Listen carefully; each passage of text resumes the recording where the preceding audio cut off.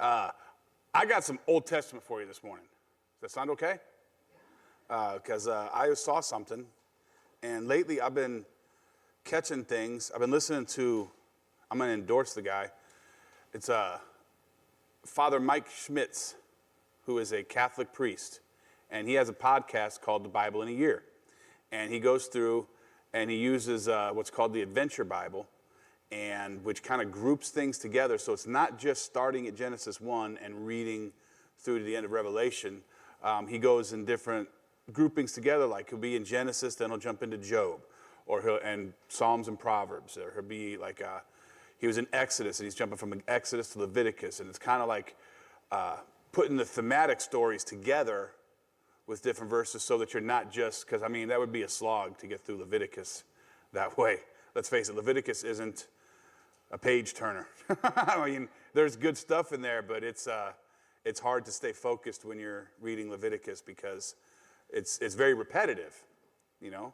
You sacrifice this, and this is how you do it, and you cut the head off, and you wash the limbs and the body, and then you burn it, and then it says it again. And so anyway, but as going through here, what I really like about the guy, one thing, he's got a nice voice, and that makes it easier to listen to him. But also he has, you know, he brings out some things, and I catch things when I'm listening to him because I listen to it while I'm at work. And so I've caught a few things, and one thing jumped out at me that I realized I had questions about forever, and I kind of got an answer on them. And so you guys know me, I get excited about that, and then I come to share it with you, and hopefully you get as much out of it as I did. If not, then this was just all for me. And so, but I believe you will. Go with me to Exodus 4, and we're going to start at verse 19. Exodus 4, starting at verse 19, says, "Now the Lord said to Moses in Midian, 'Go, return to Egypt, for all the men who sought your life are dead.' Then Moses took his wife and sons and set them on a donkey, and he returned to the land of Egypt, and Moses took the rod of God in his hand. And the Lord said to Moses, 'When you go back to Egypt, see that you do all those wonders before Pharaoh, which I have put in your hand, but I will harden his heart, so that he will not let the people go.'"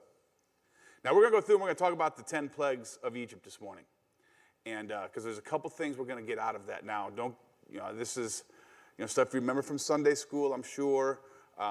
You're aware of the 10 plagues, but I want to go into them a little bit and show you a couple things. Is that fine? Okay. I'll try not to make it sound too much like a lecture. And, well, where are you going?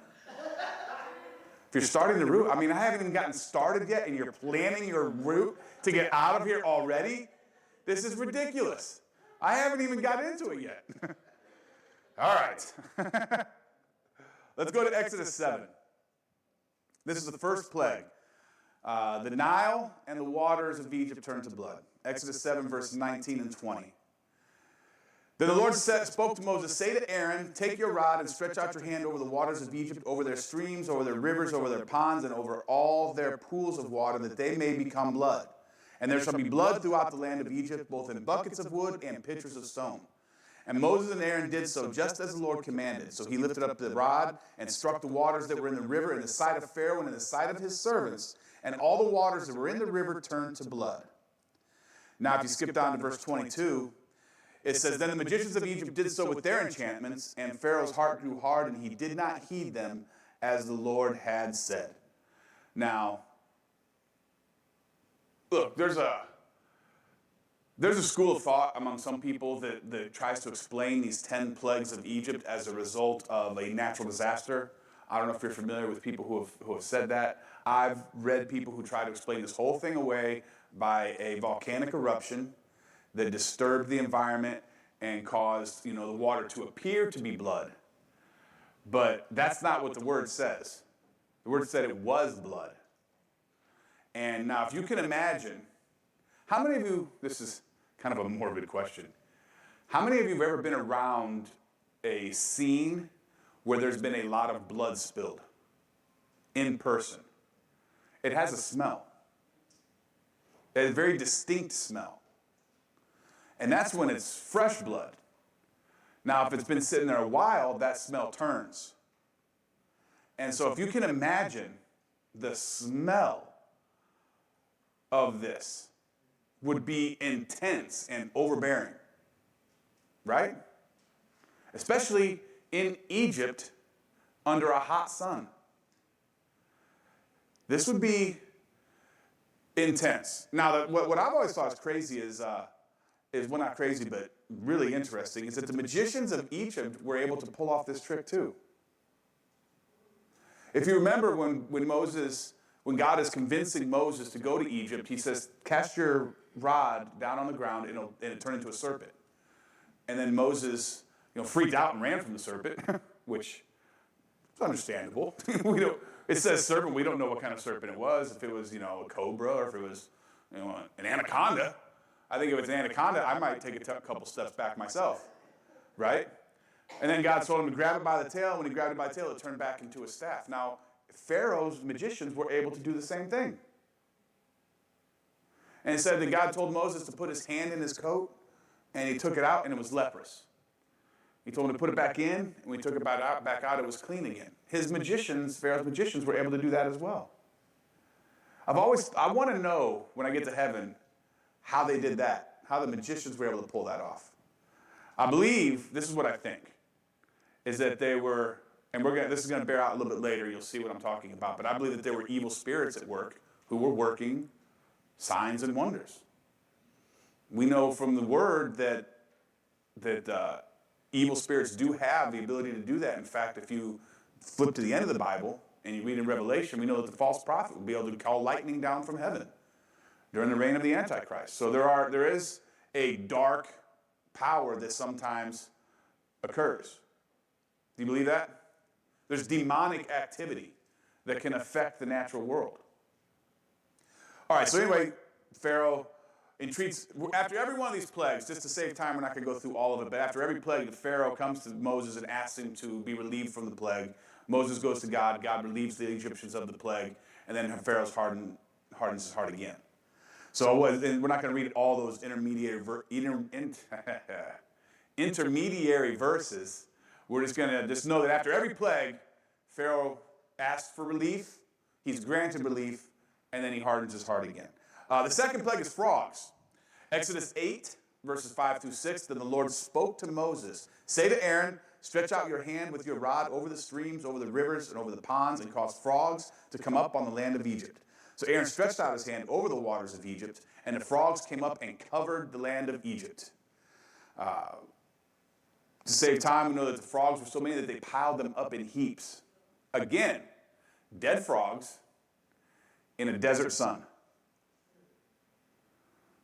Sounds pleasant, doesn't it? No? Can you imagine having frogs everywhere? The boys, Zeke, him and his buddies, there's a creek that's not far from our house, and they've discovered that there's lots of frogs in that creek.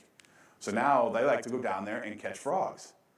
And they come back and, they're all dirty and smell like frogs. Because they do a catch and release, we're not eating them. We haven't gotten to that point yet. but yeah, if you imagine rotting frogs in a desert sun, not a good smell. Pharaoh asks for relief, God gives it to him. But verse 15 says, but when Pharaoh saw that there was relief, he hardened his heart and did not heed them as the Lord had said, them being Moses and Aaron. The third plague, lice from the dust of the earth. Exodus 8, verses 16 and 17. So the Lord said to Moses, say to Aaron, stretch out your rod and strike the dust of the land so that it may become lice throughout all the land of Egypt. And they did so. For Aaron stretched out his hand with his rod and struck the dust of the earth, and it became lice on man and beast. All the dust of the land became lice throughout the land of Egypt. Skip down to verse 19. The magician said to Pharaoh, this is the finger of God. But Pharaoh's heart grew hard, and he did not heed them, just as the Lord had said. Now, don't raise your hands, because I don't want anybody to be embarrassed, but if you've ever experienced lice, or know somebody who has, it's unpleasant. It's one of Crystal's biggest fears, because she has a salon, and lice is just it's like the worst case scenario for her because of what she does. So imagine having lice all over you, your animals, your kids, everything. And imagine, we think about it now, look where Egypt is at in the world when it says all the dust of the land of Egypt became lice? How much dust is in a desert? How much dust is in that land? A lot. That's a lot of lice. So again, Pharaoh's heart grew hard again. The fourth plague is flies. Skip down to verse 20 of Exodus 8. And the Lord said to Moses, rise early in the morning and stand before Pharaoh as he comes out to the water. Then say to him, thus says the Lord, let my people go, that they may serve me, or else if you will not let my people go, behold, I will send swarms of flies on you and your servants, on your people, and into your houses.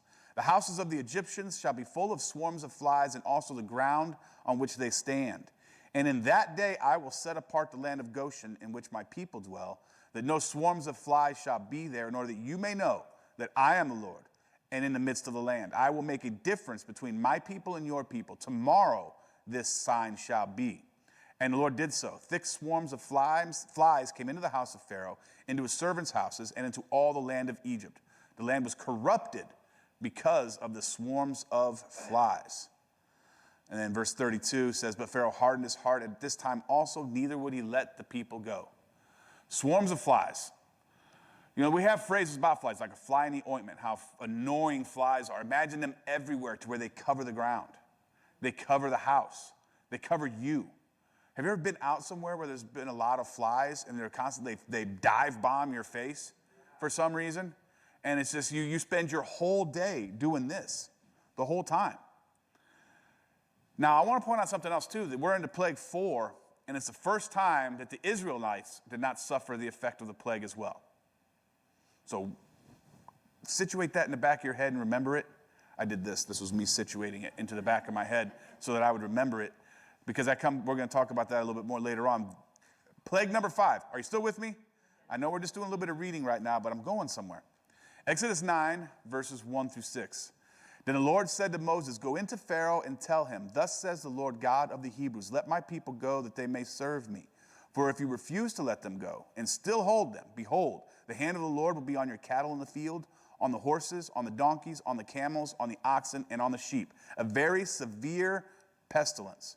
And the Lord will make a difference between the livestock of the livestock of Israel and the livestock of Egypt. So nothing shall die of all that belongs to the children of Israel. Then the Lord appointed a set time, saying, tomorrow the Lord will do this thing in the land. So the Lord did this thing on the next day, and all the livestock of Egypt died. But of the livestock of the children of Israel, not one died. And again, later, Pharaoh hardened his heart again.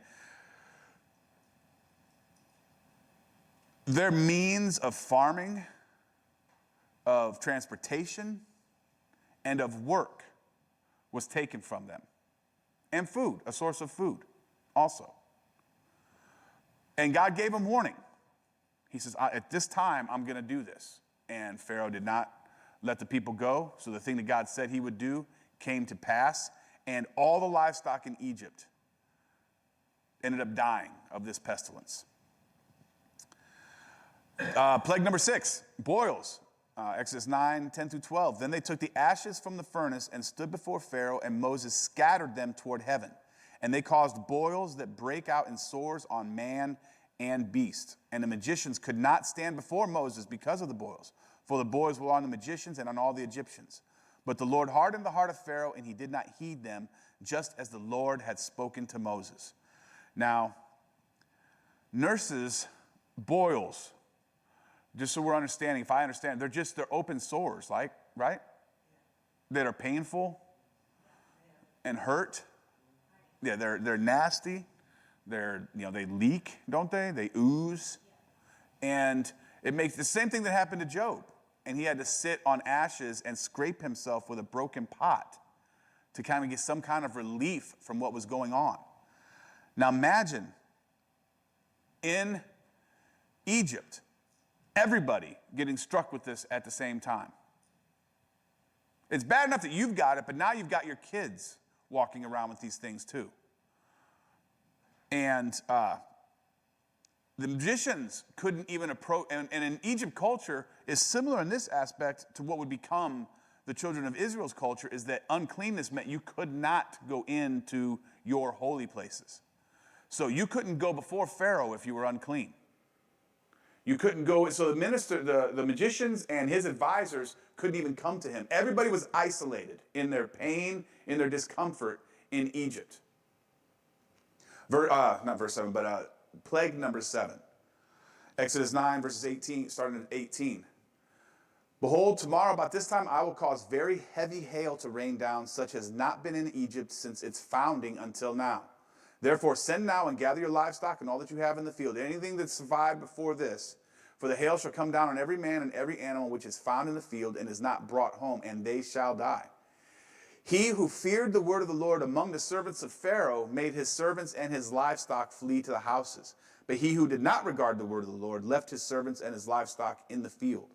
Then the Lord said to Moses, stretch out your hand toward heaven, that there may be hail in all the land of Egypt, on man, on beast, and on every herb of the field throughout the land of Egypt. And Moses stretched out his rod toward heaven, and the Lord sent thunder and hail, and fire darted to the ground. And the Lord rained hail on the land of Egypt. So there was hail and fire mingled with the hail, so very heavy that there was none like it in all the land of Egypt since it became a nation. And the hail struck throughout the whole land of Egypt, all that was in the field, both man and beast. And the hail struck every herb of the field and broke every tree of the field. Only in the land of Goshen, where the children of Israel were, was there no hail. Interesting thing about think of this. We've had some hailstorms here recently. And if you get to quarter-sized hail, that'll damage your vehicle, Dent your car, maybe crack a window, do damage to your house, maybe bust up your siding a little bit. This was hail mixed with fire. So, it's bad enough you're getting hail. Now you're getting fire with it. You guys remember 2020? How it just seemed like every few weeks there was some new disaster that was brewing. You had COVID to start with. Then you had COVID, didn't they have the killer hornets that was rumored to come? You had race riots. And you had all these other things that were happening. It just seemed to pile up on each other. Imagine it's starting to hail, and now you've got fire falling from heaven too. One other thing I want to point out. The people of Egypt started fearing the word of the Lord. There were people who were in Egypt who said, okay, we get it. So they were able to, God offered protection to people who were not of the house of Israel if they heeded his word. Amen? And that's a sign of God's mercy. He had no covenant with the Egyptians, but he gave them warning. I'm going to do this thing. If you want to survive it, you have to do this. And there were some who heeded his word and some who didn't. Verse 35 of that chapter says, so the heart of Pharaoh was hard, neither would he let the children of Israel go, as the Lord had spoken by Moses. 8th plague. We're almost done. We're almost done with just reading the plagues. Exodus 10, verse 12. Then the Lord said to Moses, stretch out your hand over the land of Egypt for the locusts, that they may come upon the land of Egypt and eat every herb of the land, all that the hail has left. So Moses stretched out his rod over the land of Egypt, and the Lord brought an east wind on the land all that day and all that night. When it was morning, the east wind brought the locusts, and the locusts went up over all the land of Egypt and rested on all the territory of Egypt. They were very severe. Previously there had been no such locusts as they, nor shall there be such after them. For they covered the face of the whole earth, so that the land was darkened, and they ate every herb of the land, and all the fruit of the trees which the hail had left, so there remained nothing green on the trees or on the plants of the field throughout the land of Egypt. Now, I've been on YouTube and seen videos of swarms of locusts. It's impressive. I guess it literally will black out the sky. The sound of it is crazy, and there's nothing you can do. They will eat anything green, and you can't stop them. And the plague here, the word says that it was like nothing that happened before and nothing that's happened since. There's never been a locust swarm like this. So this means the last of the food, the last of the green crops, there was nothing green left in Egypt by the time the locusts were done. They've now lost their animals. They've lost and all the plants in the field. The Egyptians are in serious trouble at this point. All right, verse 20 says, but the Lord hardened Pharaoh's heart, and he did not let the children of Israel go. The 9th plague, darkness. Exodus 10, verse 21. Then the Lord said to Moses, stretch out your hand toward heaven, that there may be darkness over the land of Egypt, darkness which may even be felt. So Moses stretched out his hand toward heaven, and there was a thick darkness in all the land of Egypt 3 days. They did not see one another, nor did anyone rise from his place for 3 days, but all the children of Israel had light in their dwellings. Jump down to verse 27. But the Lord hardened Pharaoh's heart, and he would not let them go. Then Pharaoh said to him, get away from me, take heed to yourself, and see my face no more. For in the day you see my face, you shall die. So Moses said, you have spoken well, I will never see your face again. This darkness meant, and the way it's implied here, is it not only was like, it just got dark out, it's implied that they couldn't light any candles to give out light. There was nothing that produced light. They could not see. It was complete darkness, so much so that it hurt, that they felt it. Now, I've never experienced anything like that, but what I liken it to is if you're familiar with the concept of a sensory deprivation chamber. Have you ever heard of that? What they do is they'll submerge you like in a pool, and it's completely airtight. There's no sound, there's no light, there's no nothing. And it's basically you feel almost disembodied from. Now, it's supposed to be relaxing, but it doesn't sound like fun to me. But that's what I kind of picture this as. There was no light in the land of Egypt for 3 days. 3 days of darkness. Yeah, for 3 days. All right. But Pharaoh at this point hardens his heart as hard as it's been up to this point and tells Moses, if I see you again, I'm going to kill you. And Moses is like, all right, bet. You won't see me again. And I don't think he said it like that. That was Rob's translation. Moses probably didn't say bet.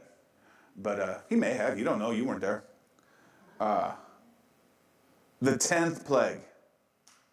Exodus 12:29.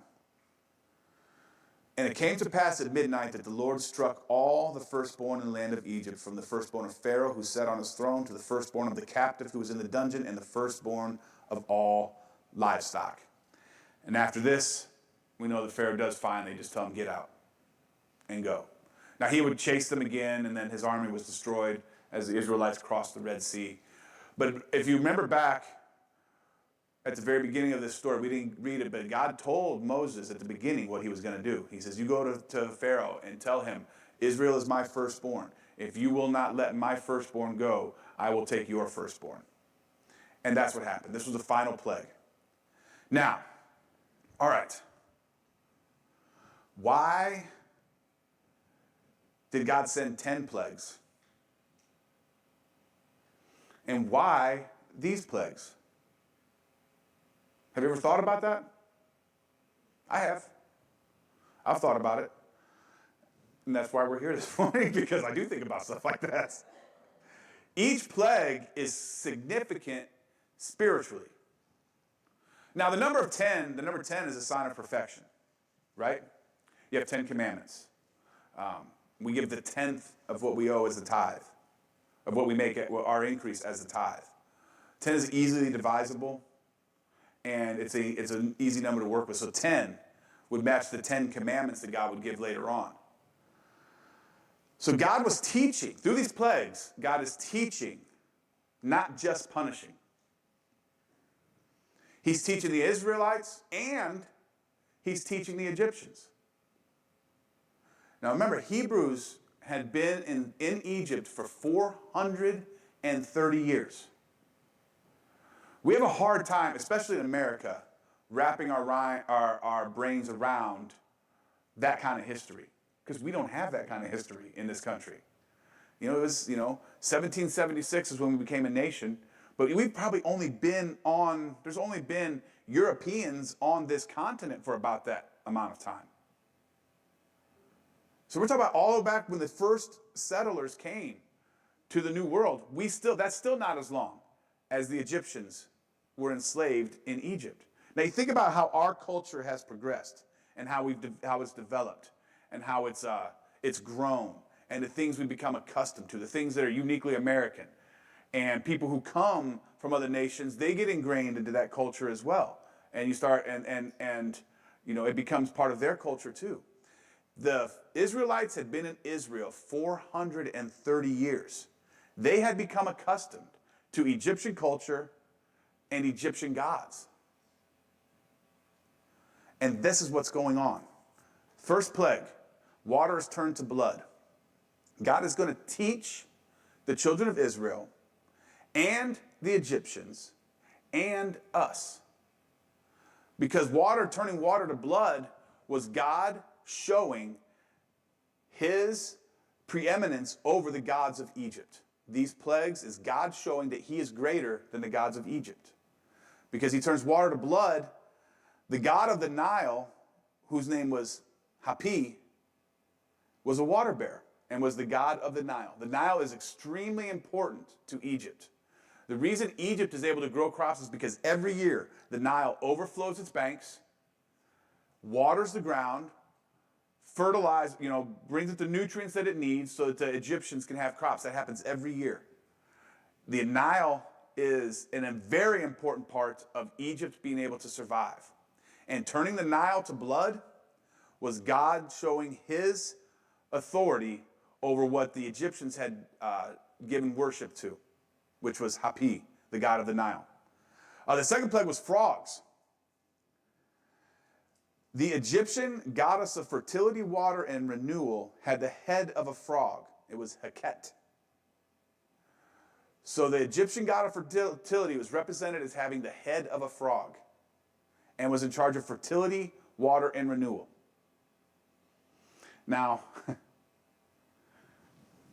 I don't know, maybe I'm just not adventurous enough, but I just don't see how, usually you think of a god of fertility, it'd be somehow maybe aesthetically pleasing, to facilitate fertility. I can't see getting into the mood by praying to a god with the head of a frog. That would be, I think they call that as a mood killer, right?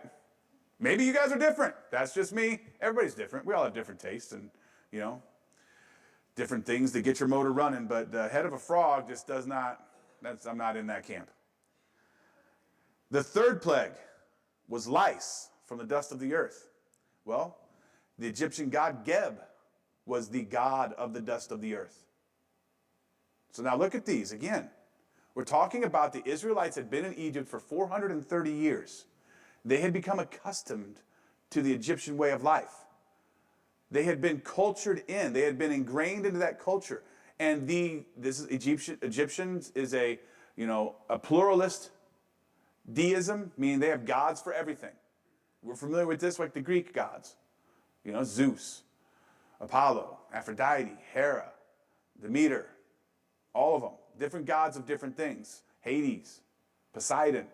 The Egyptians had the same sort of deal going on. These were all gods that would have been important to the Egyptian way of life. And if you remember the first 3 plagues, the Israelites suffered through too. Right? They suffered through the water turned to blood, the frogs, and the lice. Look at these 3 gods. The god of the Nile, which brought sustenance to the land. The god of fertility, water, and renewal, which allowed reproduction, which allowed also, it was associated again with water, and then the dust of the earth. Water and earth, how they grew their crops. The Israelites lived in that culture where those were the 3 important things. Right?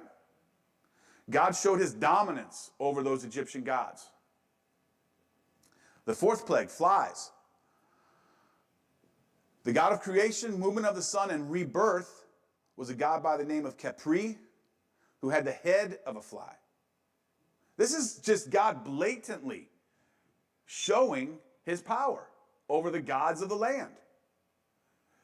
I love this. I never caught this before, that they were targeted at certain things. Again, the god of creation, the god of the movement of the sun and of rebirth, is a god named Capri, who had the head of a fly, sometimes other insects as well. Number 5, the livestock dies.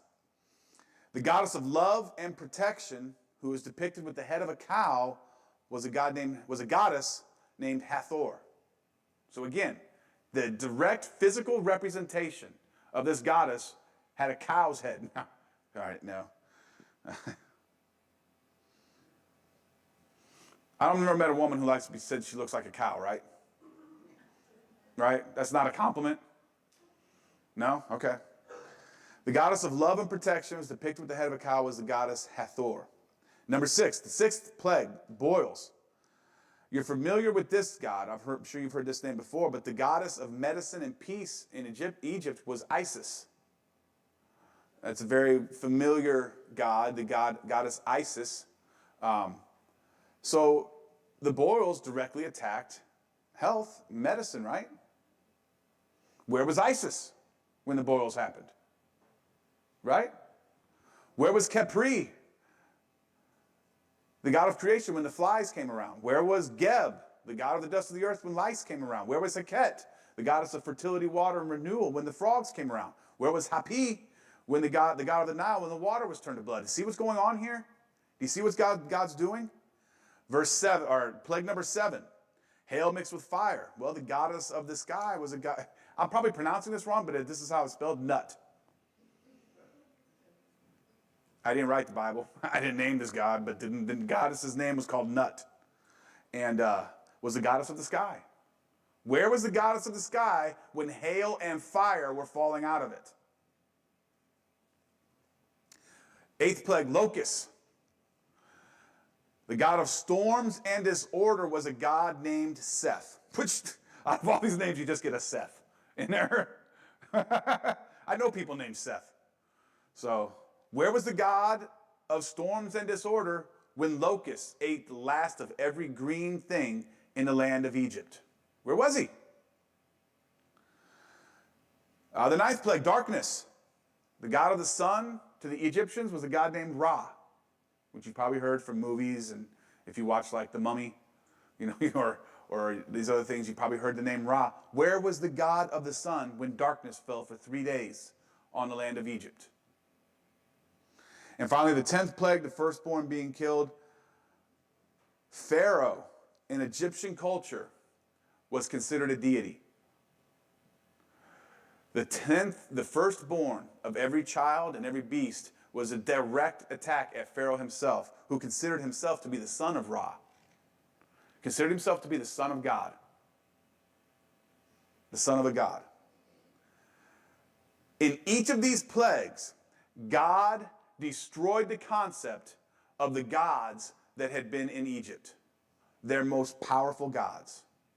Pharaoh, the god of the sun, the god of storms, the goddess of the sky, the goddess of medicine, the goddess of love, the god of creation, the god of the dust of the earth, the god of fertility, and the god of the water. All the things that Egyptian culture was built on, God showed that they were inferior to him. That's why he did it. Don't you think the firstborn one would have been just defined? That's the one that did it in, right? That's the one that finally broke Pharaoh when he had to watch his own children die, his own son die, and had to listen to the cries go throughout Egypt of everyone else's whose firstborn had died. That would have been enough. But God had to reprogram the minds of the children of Israel. How easy would it have been for them to just kind of accept some of these Egyptian gods? That's why I think that there's significance in the fact that the Israelites participated in the first 3 plagues, but were spared from the 7 that came afterwards. Because if you look at those first 3, the god of the Nile, Heket, the goddess of fertility and water, and Geb, the god of the dust of the earth, those were probably almost like ceremonial gods almost. They were very specific, and they would have been the ones most easy to become culturally normalized. Right? You know, the dust of the earth. We do this now. We don't think about it. But have you ever said the phrase Mother Nature? That's the same thing.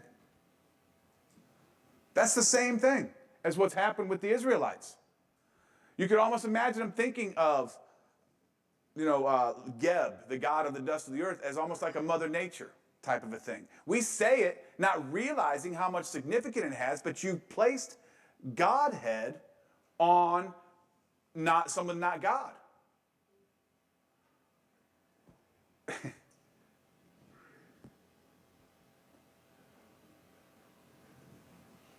I don't get offended by bad words, by cuss words. Doesn't faze me one bit. Now, if you call me one in a certain way, we may have an issue. That's a different story. But if I'm watching a movie, it doesn't even register with me if there's profanity in it. Now, it registers if Crystal's watching the same movie with me and the kids are around because she catches it. I don't even hear it anymore. I used to cuss like a sailor. I couldn't get through a sentence without dropping an F-bomb. Everything was F and this and F and that and F and this was F and that and that, blah, blah, blah. You know, so it doesn't bother me. I've become accustomed to it. I was in the Army for 5 years. I learned cuss words I didn't know existed when I got into basic training. But words that are dangerous are the ones that we don't label bad words. See, I missed the whole convention on which words were deemed bad. I didn't get to vote. Why you can say crap, but you can't say the other one. Why you can say darn, but you can't say the other one. Why you can say fudge and not say the other one. Why as a Christian it's acceptable to say I was freaking mad, but you can't say the other one because everybody will look at you weird. And yet we let phrases go that are much worse than any of those bad words are. Well, you know, it's just God's plan that they die from cancer. You know, it was all part of God's plan that people would die from cancer. Or, you know, I said this one before, you know, in ignorance when I was younger, but maybe God just needed another angel in heaven, right? Or Mother Earth. Mother Earth is a worse cuss word than anything else that can come out of your mouth. Because it implies that the earth is a god in and of itself. The earth is not our mother. You see this? I'm going to go off on a tangent here, okay? This doesn't count towards my time. This is why I'm not an environmentalist. I already know how the world's going to end, and it has nothing to do with water bottles. Okay? It doesn't. There's a predictive behavior in my house. I can predict the future in my house.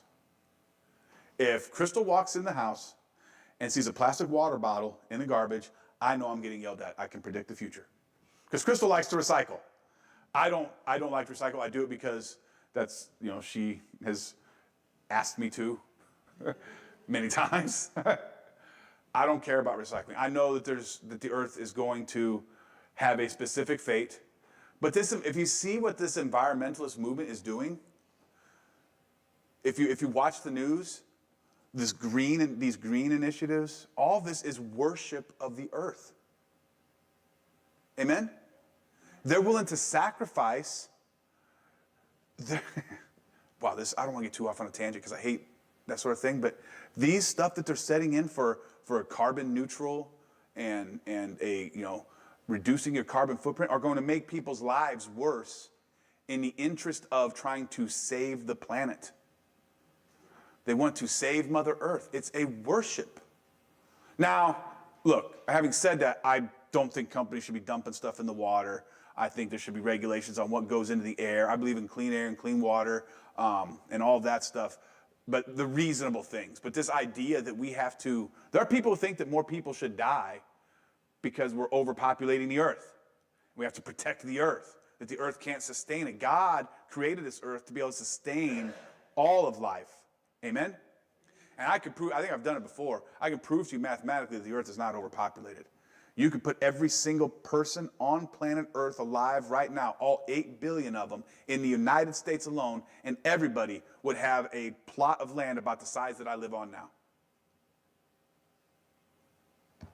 I don't have a big yard, you know, and that's not counting that some people like to live together, right? And they have kids that live with them. This 8 billion is man, woman, child. You get every man, woman, and child alive on planet Earth right now, enough room in the United States for them to have a house and a small yard.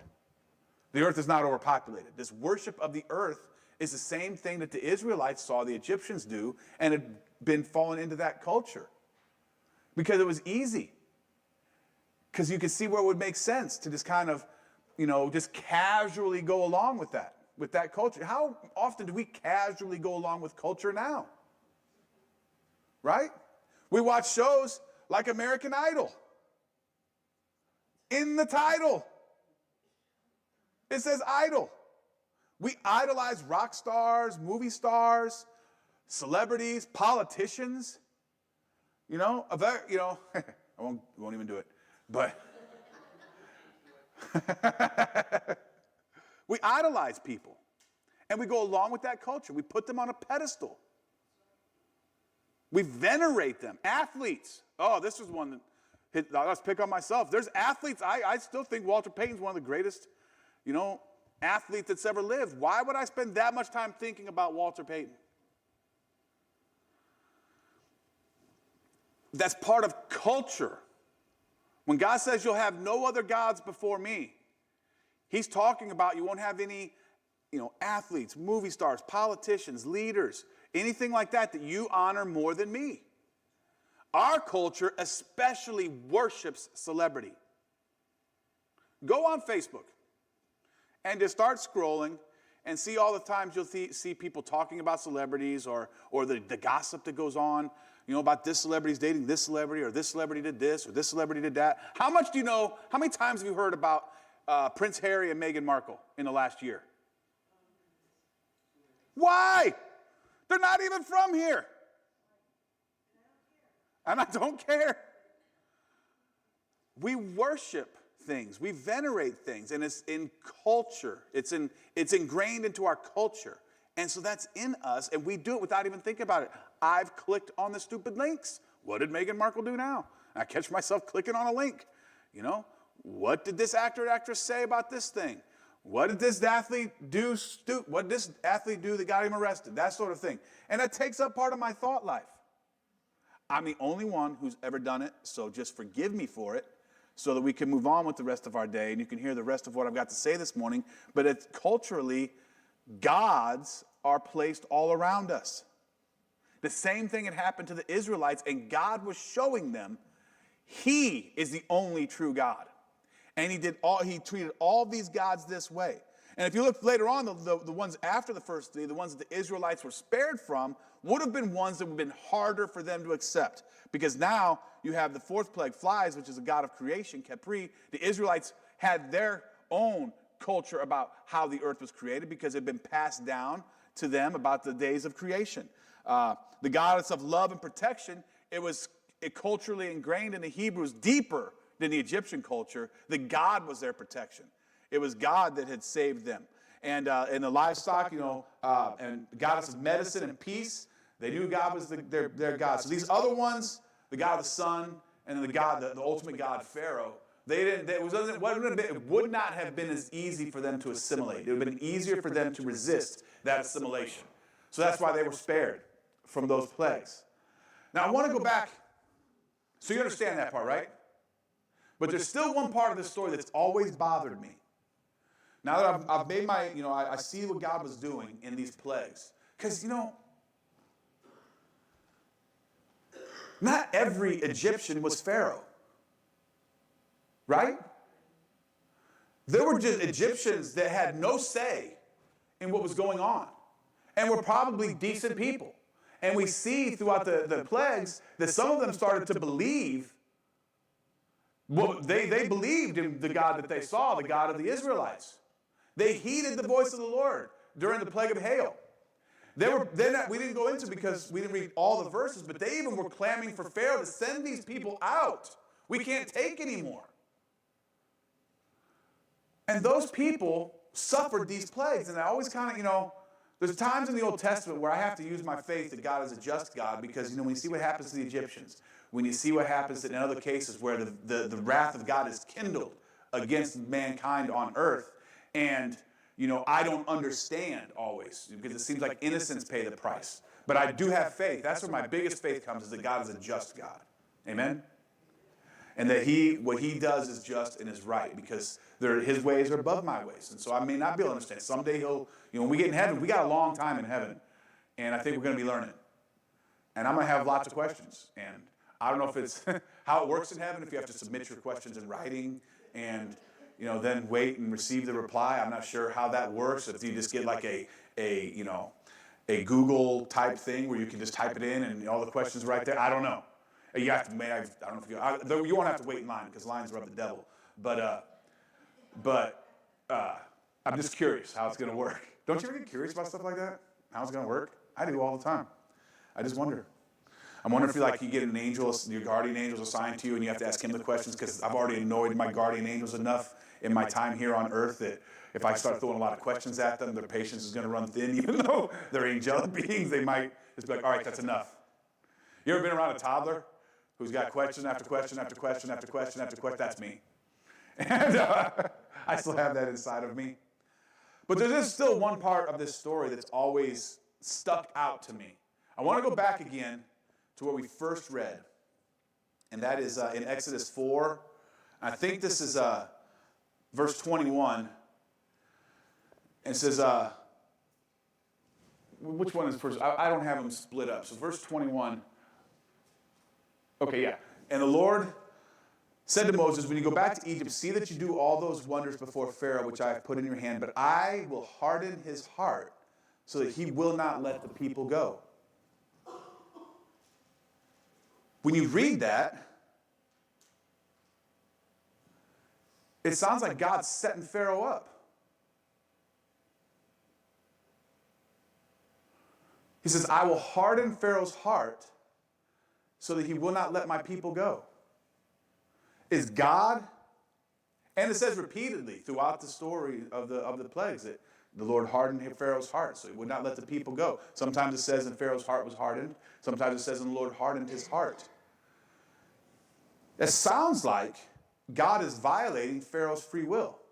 And it almost sounds like he's setting up Pharaoh to reject him so that he can do all these things. And that, I didn't understand that. But there's an answer. God said to Moses, go and say to Pharaoh to let my people go. So Moses was to go to Pharaoh and say to him what God had said to him. Moses was to go to Pharaoh and say to Pharaoh what God had said to Moses to say to him. Do you follow that? So what was Moses proclaiming to Pharaoh? All right. God comes to Moses, says, Moses, I want you to go to Pharaoh and you tell him this. Right? Let my people go. Do your best Charlton Heston impersonation. Let my people go.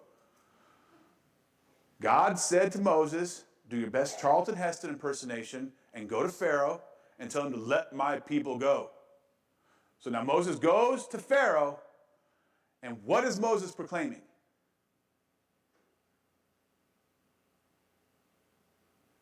All right, one more time. I go to Karen, and I say, Karen, I want you to go to Ashley and tell her to put this verse up on the screen. Okay? Now, when Karen goes to Ashley to tell her to put the verse up on the screen, what is Karen proclaiming to Ashley? What I said, right? So when God tells Moses to go to Pharaoh and tell him to let my people go, Moses is proclaiming the word of the Lord to Pharaoh. Right?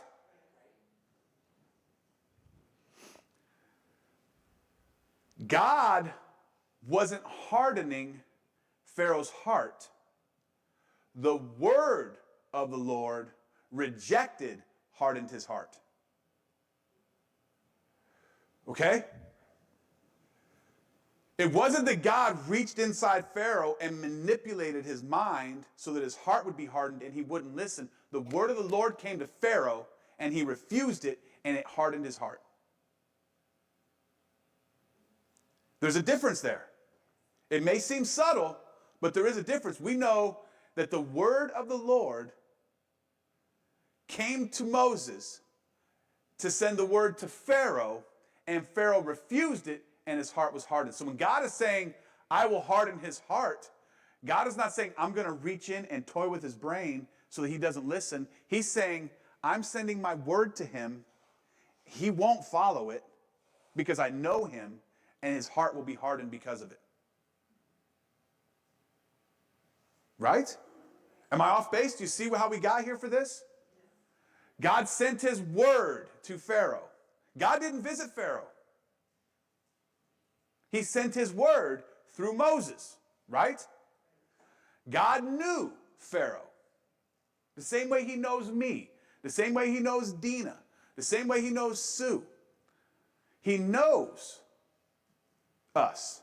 And he knew Pharaoh. And he knew Pharaoh wouldn't listen because Pharaoh was proud. And because Pharaoh thought himself a god. So he says to Moses, I'm sending you with my word. I know he's not going to accept it. But he still gave him the chance, right? God knew that Pharaoh would reject his word, and he knew that by doing that, his heart would be hardened. Now, we look at Pharaoh in this story, and we think, what an idiot. I mean, from the beginning, he's like, are you not paying attention, Pharaoh? Are you that hung up on yourself?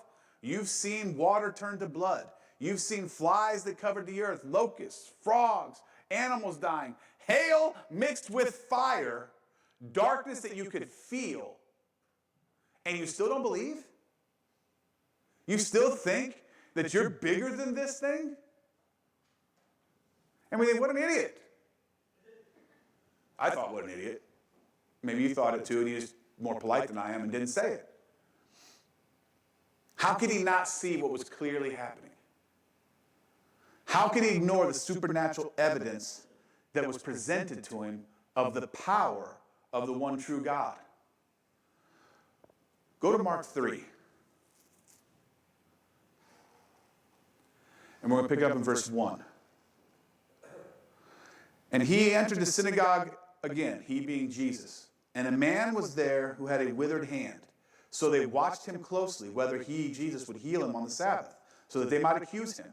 And he said to the man who had the withered hand, step forward. Then he said to them, the Pharisees, is it lawful on the Sabbath to do good or to do evil, to save life or to kill? But they kept silent. And when he had looked around at them with anger, being grieved by the hardness of their hearts, he said to the man, stretch out your hand. And he stretched it out, and his hand was restored as whole as the other. Then the Pharisees went out and immediately plotted with the Herodians against him, how they might destroy him. So it wasn't just Egyptians, it wasn't just Pharaoh that would see the supernatural work of the Lord and reject it.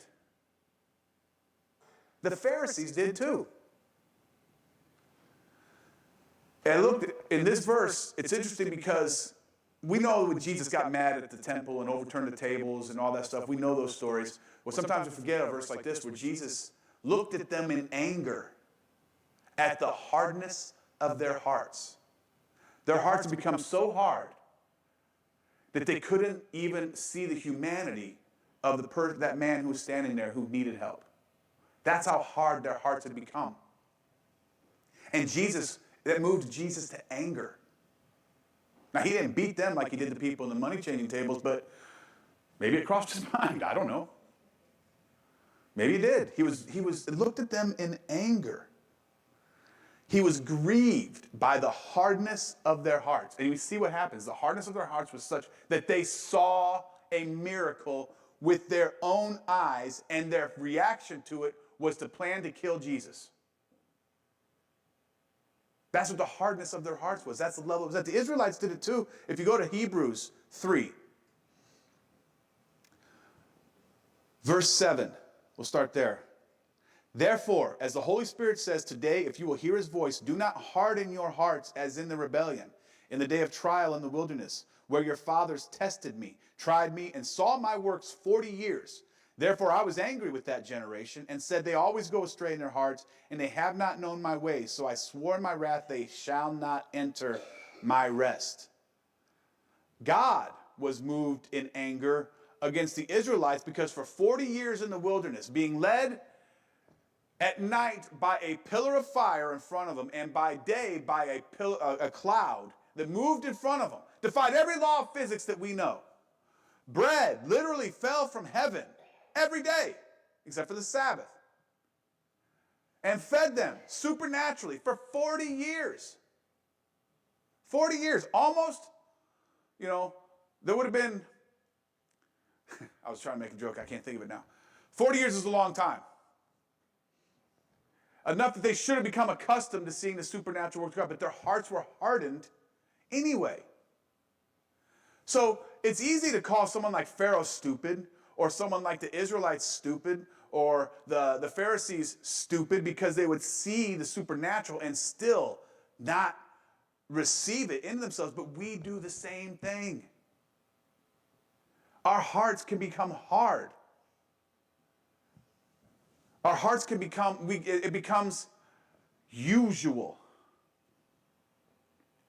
But this is teaching us, and this story with Pharaoh especially is teaching us, that if we reject the word of the Lord, it begins to harden our hearts. And it can happen to anybody. It happened to a heathen named Pharaoh who believed in multiple gods. It happened to the Pharisees who spent their entire life studying the Word of God. They knew they were the most educated in that society. And all their education came from the Old Testament, the Torah, the books of the prophets, all that. They knew it. They knew it. They could probably recite it. And yet their hearts were hardened. The Israelites who were delivered by God, who witnessed the 10 plagues fall on Egypt, who saw the Red Sea open before them and wall up itself to where they were walking through on dry land, and there was a wall of water on either side holding back the Red Sea. They did that. They did it personally. It wasn't the story that their parents told them. It wasn't a story that came down from grandma and grandpa. They did it themselves. And then watched those waters gush back in and destroy the Egyptian army. They saw manna from heaven. Quail come in to feed them when they got tired of manna. They saw Moses go up to Mount Sinai and come back and glowing, literally glowing, light coming off of him. They saw all this happen, and they still had their hearts hardened. How does that happen? This is how it happens. It happened to Pharaoh. It happened to the Pharisees. It happened to the children of Israel, and it can happen to us. When we don't obey the word of the Lord, it causes your heart to begin to harden. Now, it's not a, God said do this and I didn't do it, and all of a sudden you're completely apostate. It happens in stages. It's a hardening. Because what we're doing is we're putting another God before him, which is a violation of the first commandment. Rejecting the word of the Lord hardens your heart. Because then it becomes habit forming. Look. Okay. I got saved when I was 5 years old. Karen was probably there. And in fact, it was the church we went to, there was altar calls all the time. And I remember the altar call vividly. It was like, if you die tonight, if you're any way unsure of where you will spend eternity, then you need to give your life to. I got saved every week after that. Because I was always unsure. If I was like, I'd done something wrong, I'm like, I better get this right. Because, if I die tonight, I'm not sure. I punched my brother the other day. Is that a sin? I mean, if you knew my brother, you'd say no. But so I got saved. But anyway, I got saved at 5 years old. Grew up in the church. Dad, a pastor. Obviously, you know my parents. You've met them. They're wonderful people. But then as a young man, I walked away from it. Everything I'd seen, everything I knew the Bible backwards and forwards. I was raised on it. Went to Christian school, memorized chapters of the Bible as part of my education. Right? And just walked away from it. And while I never stopped believing in God, I always, in fact, they tell the story that there were times when I would, I know none of you have ever drank. You're all very pure and innocent people. And I love you for it. But I did. And if you've been around drunk people, they'll talk about anything. Nothing's off limits. I used to get drunk, and I'd be drunk and arguing the Bible. Talking about I didn't believe in evolution. I would debate about the Bible while I was plastered. So, it was in there. But what I'm saying is I had the word in me. I knew it. And I still chose to walk away from it. My heart became hardened to the things of God. And how does that happen? It happened because in little ways, I stopped obeying the word of the Lord. I rejected the word of the Lord. I rejected the idea of keeping myself holy because I didn't want to be holy. I wanted to have fun. I didn't understand righteousness at that point, but all I knew was like, oh, well, I'm not supposed to do that. Well, I want to do it, so guess who won? And like I said, I know I'm the only one who's ever done that. So I want you to learn from my mistakes. It starts simple. It starts small. I don't want to do this, so I'm not going to. I don't want to do that, so I'm not going to. And that builds on itself. Because you get in a habit of ignoring the word of the Lord. You get in a habit of rejecting the word of the Lord. And it can be catastrophic. Pharaoh's hard heart killed untold numbers of Egyptians. One man's hardness of heart killed an entire generation almost. The firstborn of every family died because of Pharaoh's hard heart. The entire Egyptian nation paid the price for his hard heart. We think, well, that's crazy. It would never happen again. Look at our country now. Look at what's happening now. You have people rioting in the streets because we tell them you can't just kill your baby in every state in the union. June is coming. Get ready. This year will be like nothing it's been before. People are rioting over the fact that we're trying to stop them from mutilating children and indoctrinating them in gender theory. Telling a boy he's a girl, so he should be castrated chemically, physically, medically.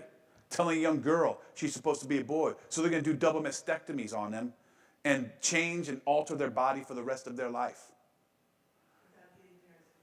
And they're mad that we don't want them to do that to children. The hardness of the heart of this country is becoming more and more evident. And there's only one way to stop it. That's to unharden our hearts and lead the way. There's no natural recourse to the direction we're going now, other than destruction. That highway's paved, lined, smooth, and rapid descent into absolute destruction of this country, this culture, this nation, if it stays on the way it is. The responsibility is on us to make sure that our hearts do not become hardened. Because what comes from out of the abundance of your heart, the mouth speaks, right? We need to be able to speak things. Chief Sheila talked about this in the offering. We need to be able to speak things. That's a part of faith. It's going to have to take faith to change what's going on in our country. We can't put our trust in our leaders. We have to put our trust in God. Because if in this country especially, we don't elect people to lead us. We elect people who are like us. The most like us. If you're on one side of the aisle, this politician seems most like you, so that's who you vote for. If you're on this side of the aisle, it's this politician that seems more like you, so that's who you vote for. That's not electing leadership. That's a popularity contest. We have to get to a point where all of us are of such a mind that this person that we're electing has to be of that same mind too. Right? And not just in words, but in deeds. But we have to make sure that our heart does not become hard. Because out of the abundance of it, our mouth speaks. And like Sheila said, you have to have faith to go with your words. But if you harden your heart, if you reject the word of the Lord, if you are operating in disobedience or in idolatry, your heart will become hardened. And guess what's going to come out of your mouth? Hardness.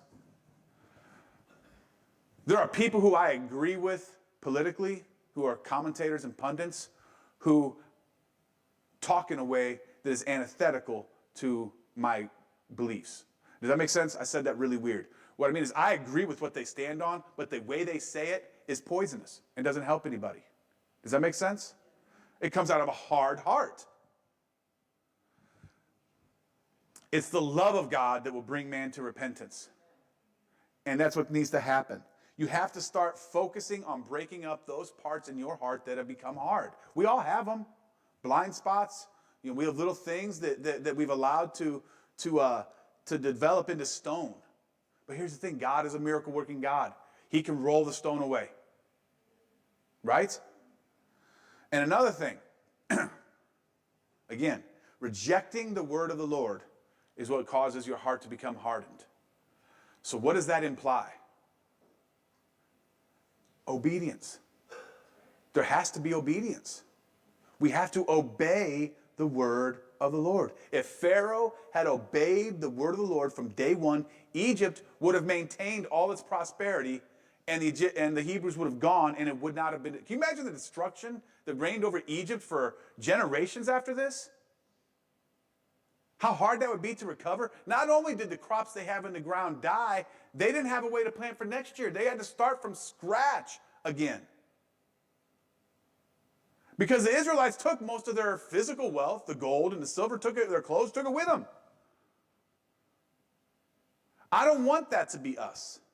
I don't want America to have to start from scratch. But what it takes is not being I joked that I was going to do a message on argument, and I kind of got a no on that. I was going to teach how to argue, because there's no point in arguing with somebody who you could present, they can see it with their own eyes and still reject it, because they're not rejecting you, they're rejecting the word of the Lord. So I can teach now. I still would like sometime to have an opportunity to teach you to recognize certain types of argument that people have, straw man, all these sorts of different types of argument. But that's not important, because if the person is refusing the word of the Lord, there's nothing you could show them that would change their mind. Didn't work on Pharaoh, didn't work on the Israelites, didn't work on the Pharisees. Didn't work on Thomas. He doubted up until he had a chance to actually put his finger in the scars, but he had been with Jesus for 3.5 years, the same as the rest of them. Obedience is something that we have now. Look, I'm not even pointing. See how I'm doing? I'm pointing at me. I'm not pointing at anybody. I'm not pointing at Rob Folk. I'm not Rob. Jeez, there's too many Robs in church. Rob Westbrook. You realize on a given Sunday we have upwards of 5 Roberts in this place? That's too many Roberts. There can be only one. But yeah, obedience is something we have to remember. And that's the thing, there's certain teachings that go out in the church right now that, we don't have to obey. You do what you want, all this other stuff. Disobedience hardens your heart, even if you've studied the word of God your entire life, like the Pharisees. It hardened their heart because they didn't obey the word of the Lord. Obedience has to be focused on again. Now, I'm not talking about legalism, that sort of thing, but obedience, let me put it this way, you can't love Jesus if you refuse to obey him. We all like to go around, and people in the church go around and say, I love Jesus. Jesus, take the wheel. All this stuff, and you see all these, it's almost there's certain, culture within the church. I love Jesus, all this stuff. Jesus, we love Jesus, we love Jesus. Jesus tells them to do something like, What did Jesus say? If you love me, you'll what? You'll keep my commandments. You'll obey. You think Jesus just insecure and needs to know people love him? Is he one of those people? You've met people like that have to be loved by everybody. I am not one. I like it when people like me, but sometimes I'm just as happy if they hate me. It's more interesting. It makes for better conversations. Jesus is not insecure, doesn't need your love for him to be who he is, but Jesus knows that if you don't love him, and by loving, he gave us the key there, the code, if you love me, keep my commandments. That's how you love me. And by keeping his commandments, we avoid our heart being hardened. Because when our heart's being hardened, it doesn't matter how many people he heals in front of us. It doesn't matter the prosperity that he can pour on you or your neighbor. It doesn't matter if you see the dead raised, someone walking on water, people, closed wombs being opened, eyes being opened, the lame made to walk, the blind being to see. It doesn't matter if you saw all that. If your heart's hardened, you're not going to receive it anyway. You won't be swayed. And you can be a Christian and have your heart hardened.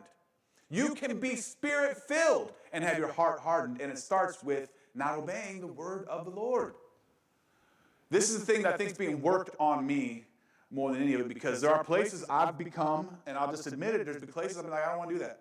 And so I don't do it. And if that takes root, it brings forth a harvest. And that harvest can be catastrophic to not just me, but to my family, to my community, and to my country. If God says it, we need to do it. And I know this hasn't been a, super rah-rah type message, but it's so important to realize that can get in on anybody. That hardness of heart can happen to all of us. And it's subtle. And you may not even notice it at first. And maybe like, another service, another conference, or, now we got to go to a women's conference now. I can't go, but you guys get to go to the women. You get to go to the women's conference now. We're like, another one. We already go there on Sunday. We have a class now and a mountain moving service in the middle of the week and all this other stuff that can happen. And that's, if God tells you to go to those things, you better be there. When God tells you to love your enemies, you need to do it. When the word of the Lord says to you, pray for those who spitefully use you, you better do it. To bless those that curse you. See, I told myself earlier, did you see how I this is funny. A little earlier I said that I don't mind cuss words, but somebody cusses at me when they have a problem. That's a hardness in the heart. Because what does the Bible explicitly say? And I'm up here preaching it. What does the Bible, if someone curses you, you're supposed to bless them. My natural reaction is not to bless them. Right? But that's not what the word of the Lord says. Something as stupid as... I have been known. I'll put it past tense because we're faith people and I want to... I've been known to flip somebody off if they cut me off in traffic. I want them to know I'm upset. Okay? Not a right thing to do. I don't advocate it. You know what that is? It's a hardness of the heart. It's like, I want to do it this way. God says I should bless them and mean it, which is tough. Especially people that drive 54 in the drive. Anybody who drives under the speed limit, they're my mortal enemy. But that's not right. I'm supposed to bless those who curse you. Pray for those who spitefully use you. That's how we're supposed to be. And it's little stuff like that. We have a right to be angry. I have a right to be angry if somebody's going 54 and a 55. I'm in a hurry. I have places to go. 78 from Kewanee to Interstate 74. I'm on there about 35 minutes to get down here. Is 2-lane and it's kind of up and down. And there's stretches where if you're behind somebody slow, you are just out of luck because you can't pass. And, it's hard. It's easy to lose your religion in those situations. But that's a hardness of the heart. And it can start with something stupid like that, something little. But then a pattern comes. Like God says, hey, relax. You got time. No, I'm in a hurry. Oh, okay, I've rejected the word of the Lord. Don't get mad when somebody makes you, does something on the road you don't like. Well, I'm going to get mad. I am mad. I can't help it. I'm mad. I'm mad. Rejecting the word of the Lord. Hardening of the heart.